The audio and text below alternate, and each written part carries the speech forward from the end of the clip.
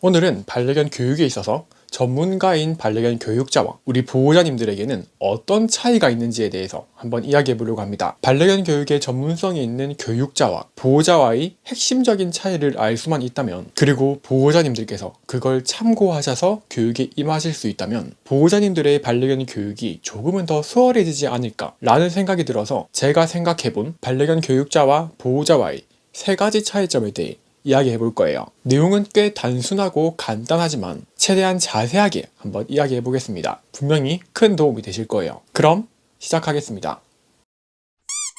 자, 반려견 교육자와 보호자와의 차이점. 첫 번째, 기다려주기, 인내심의 차이입니다. 많은 교육 상황에서 교육자들은 경험과 지식을 통해서 내가 지금 이런 요령으로 교육을 하고 이런 과정을 반려견이 거치게 하면 반려견이 결국에는 이러이러한 행동을 하게 될 것이다 라는 걸 예상할 수 있어요. 그렇다 보니 꽤 많은 교육 상황에서 교육자들은 반려견을 부추기거나 반려견을 몰아붙이거나 계속해서 반복적인 지시나 신호를 주면서 반려견을 압박하거나 하지 않고 그냥 반려견이 그 행동을 할 때까지 가만히 기다려주는 경우가 굉장히 많아요. 뭐 간단하게 반려견에게 앉아를 시켰는데 반려견이 앉지 않으면 계속해서 앉아, 앉아, 앉아 라고 하지 않고 그냥 앉아 한번 시키고 가만히 기다려준다는 거죠. 기다려주면 반려견이 결국에는 해낼 거라는 걸 아니까. 그런데 많은 보호자님들께서는 특히 반려견에게 무언가를 처음 가르칠 때 또는 반려견에게 무언가를 시켰는데 반려견이 즉각적으로 그 무언가를 잘 해내지 않으면 반려견을 몰아붙이거나 반복적인 지시나 신호를 주면서 반려견을 부추기는 모습을 많이 보이죠. 자, 우리는 반려견에게 어떠한 지시를 하거나 무언가를 가르쳐 주거나 어떤 신호를 줄 때 반려견에게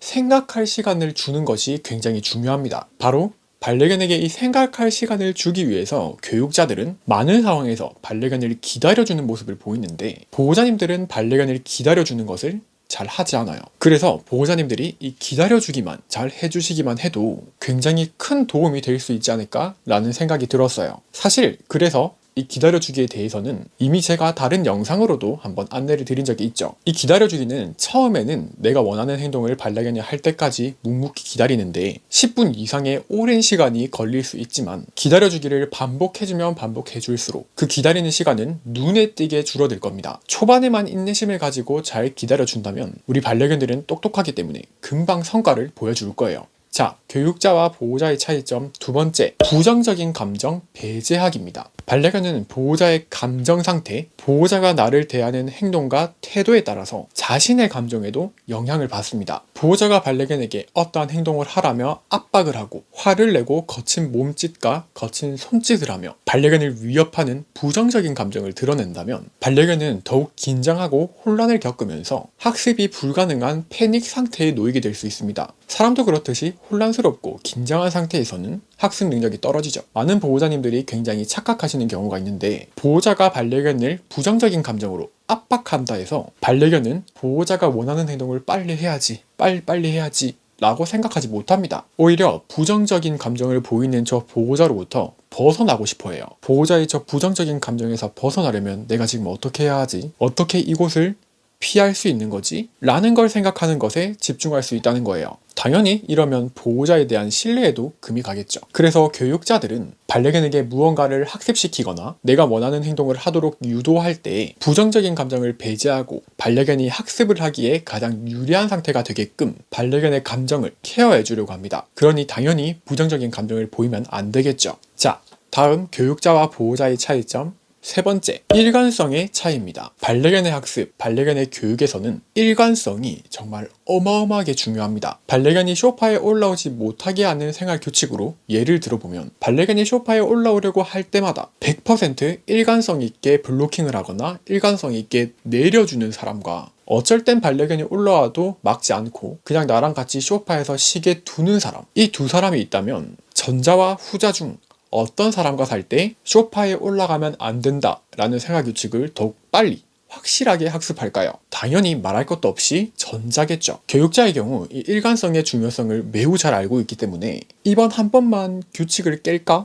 라는 생각을 거의 가지지 않아요. 적어도 반려견이 생활규칙을 정확히 이해하고 적응할 때까지는 100% 일관성 있는 태도로 반려견을 대합니다. 나중에는 내가 허락했을 때 소파에 올라오게 하는 것 정도는 얼마든지 가능하죠. 교육자들이 이렇게 일관성을 중시하는 이유는 이번 한 번 정도는 괜찮지 않을까? 라는 생각이 반려견을 굉장히 혼란스럽게 만든다는 걸 너무나 잘 알고 있기 때문이에요. 보호자님들의 경우 이 일관성을 굉장히 유연하게 적용하는 경향이 강하죠. 어쩔 때는 깜빡해서 일관성을 지키지 못하는 경우도 있고, 보호자의 욕심 때문에 이번 한 번은 괜찮지 않을까? 라는 생각 때문에 일관성을 깨고 반려견에게 혼란을 주는 경우가 많이 있죠. 이 일관성의 중요성을 깨닫고 꼭 한결같은 보호자의 모습을 보여주기 위해 노력하셔야 합니다. 자, 이렇게 오늘은 굉장히 간단하게 교육자와 보호자와의 차이점 3가지에 대해 이야기해봤습니다. 자, 마지막으로 해드릴 이야기가 하나 더 있는데 굉장히 극소수이긴 하지만 교육을 다니다 보면 이런 보호자님들이 계세요. 나는 우리 반려견을 너무 사랑해서,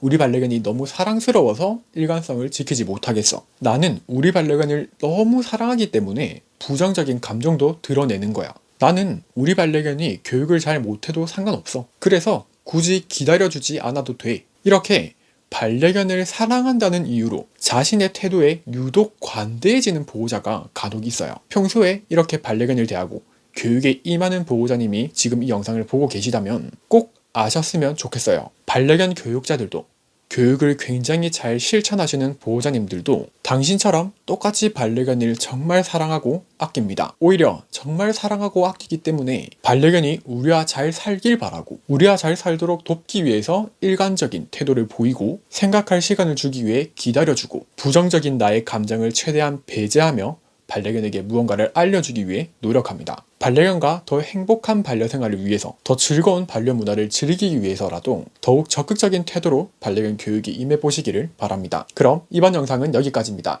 더 유익한 영상으로 돌아오겠습니다.